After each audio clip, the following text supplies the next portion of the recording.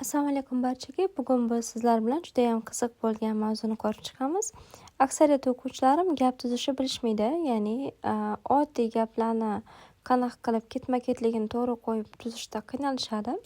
Shuning uchun ham doim aytib o'taman, oddiy gaplarni tuzish uchun ko'p mavzu bilishimiz shart emas. 10 ta mavzuni o'zi yetarli. Hozir biz sizlar bilan qaysi mavzularni o'rgansak gaplar tuza olamiz, ketma-ketligini to'g'ri qo'ya olamiz. Bu haqda gaplashib o'tamiz. Agarda bu mavzu sizga ham qiziq bo'lsa, agarda sizga ham shunaqa muammongiz bo'ladigan bo'lsa, videoni oxirigacha tomosha qiling va o'rganib oling. Demak, gap tuzishni bilmaydiganlar uchun birinchi bo'lib bizni rodlardan boshlaymiz. Ya'ni rodlarga nima kiradi? Rodlarning ichida bizni o'rganamiz, olmoshlarni o'rganamiz. Ya'ni olmoshlarni qanaqa aytilishi, bu qaysi olmoshlar? Ya, ti, on, ana degan olmoshlarni fe'llar bilan birgalikda ishlatilishini o'rganamiz. Demak, birinchi bo'lib rodlar.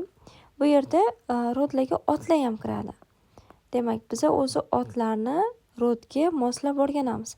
Misol uchun aytaylik, oddiy mama, brat so'zlarini biz qaysi rodga tegishli ekanligini bilishimiz shart.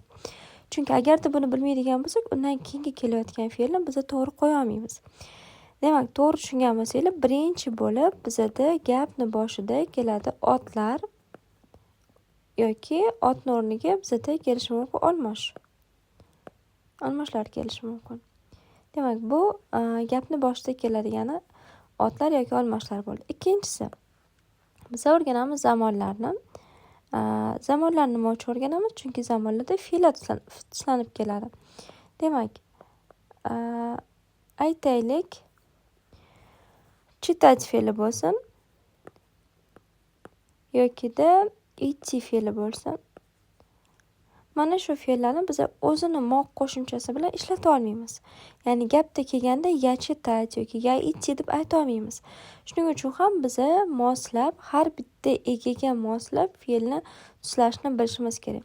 Buning uchun biz zamonlarni o'rganamiz. Ya'ni o'tgan, hozirgi, kelasi zamonda fe'llarimiz qanaqa tuslanadi, qanaqa o'zgarish bilan keladi, shularni bilib olishimiz kerak. Chunki gap tuzayotganimizda boshida ega kelsa, undan keyin fe'lni qo'shib aytamiz. Va doimo eslab qolinglar, egaga bizda fe'l qo'shilganida, fe'limiz qo'shilganida egani rodiga qarab o'zgaradi. Har doim egaga qarab o'zgaradi fe'limiz. Shuning uchun ham biz birinchi bo'lib egani rodini aniqlashimiz kerak, keyin esa unga moslab fe'lni zamonda qo'yamiz.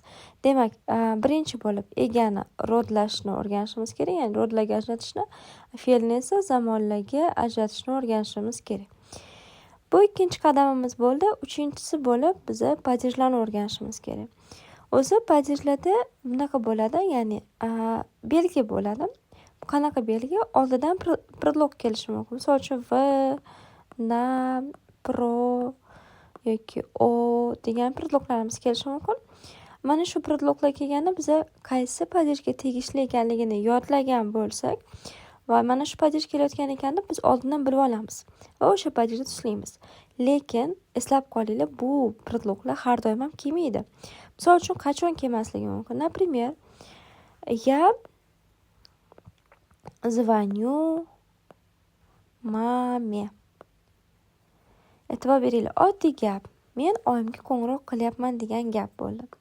Ya bu ega bo'ldi bizada. Birinchi bo'lib turibdi mana yamiz.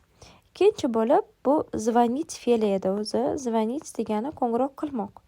Звоню deb tuslayotganim sababi hozirgi zamonda men ayni damda qo'ng'iroq qilayotganimni aytyapman. Ya звоню bu ikkinchi bo'ldi bizada. Endi mame ko'rayotganinglardek bu yerda predlog yo'q. Predlog qo'yilmagan, lekin tuslanish bor. O'zi bu so'zimiz mama so'zi edi. Uni oxiridagi mana bu a qo'shimchasini biz yega tuslab aytyapmiz. Buni padej o'rganganlar biladi, datilni padejga kiradi.